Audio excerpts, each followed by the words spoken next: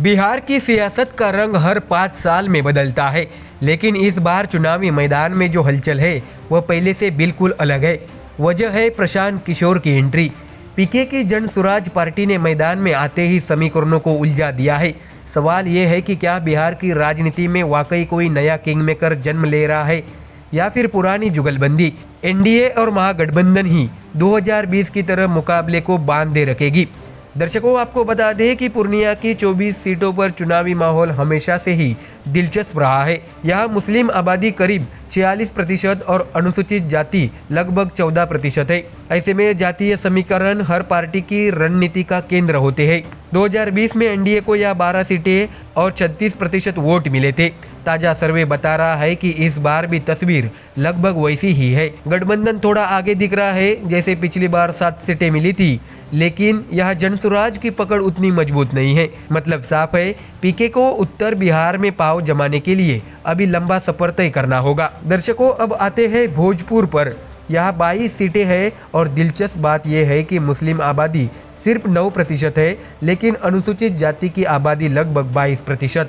2020 में महागठबंधन ने यहाँ 19 सीटें झटक कर अपना दबदबा दिखाया था, जबकि एनडीए सिर्फ 2 सीटों तक सिमट गया था। लेकिन 2025 में कहानी पलट सकती है। सर्वे बताते हैं कि इस बार जनसुराज भोजपुर में सबसे बड़ी ताकत बनकर उभर रही है। यानी यहाँ लड़ाई सिर्फ 2 पुरानी ध्रुवों तक सीमित नहीं है, बल्कि तीसरा मोर्चा मैदान में पूरी तैयारी से मौजूद है। भोजपुर से पीके को उम्मीद की सबसे बड़ी किरण दिख रही है। तो वही सारण की 24 सीटें हमेशा से ही सियासी चर्चाओं में रहती है। यह मुस्लिम और अनुसूचित जाति दोनों की आबादी लगभग 15% है। 2020 में महागठबंधन ने यहां 15 सीटें जीती थी और एनडीए को 9 सीटों पर जीत मिली थी। इस बार भी दोनों के बीच मुकाबला बराबरी का बताया जा रहा है, लेकिन ट्विस्ट यही है, जन स्वराज यहाँ हर सीट पर अपनी मौजूदगी दर्ज करा रही है। भले सीटों का हिसाब किताब अभी साफ नहीं है, लेकिन इतना तय है कि त्रिकोणीय लड़ाई यहाँ से तय होगी। तो वही दर्शकों, आपको ये भी जानकारी दे कि पटना का असर पूरे बिहार के चुनाव पर पड़ता है। यहाँ की 21 सीटें सिर्फ विधानसभा का हिस्सा नहीं होती, बल्कि यह राज्य की राजनीतिक नब्ज भी बताती है। 2020 में एनडीए को यहाँ 11 और महागठबंधन को 10 सीटें मिली थी।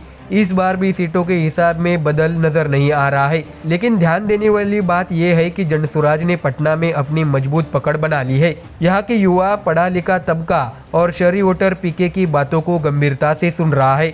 अगर पटना में जनसुराज ने खाता खोल दिया तो यह बिहार की राजनीति का सबसे बड़ा सरप्राइज होगा। ऐसे में दर्शकों, संपूर्ण बिहार के ताजे सर्वे माने तो एनडीए फिलहाल 47 सीटों पर मजबूत दिखाई दे रहा है। महागठबंधन 19 सीटों पर आगे है, लेकिन जनसुराज का असर कई क्षेत्रों में संतुलन बिगाड़ने वाला साबित हो सकता है। 2020 जैसे ही माहौल दिख रहा है, लेकिन फर्क यही है कि इस बार जनता के पास तीसरा विकल्प मौजूद है।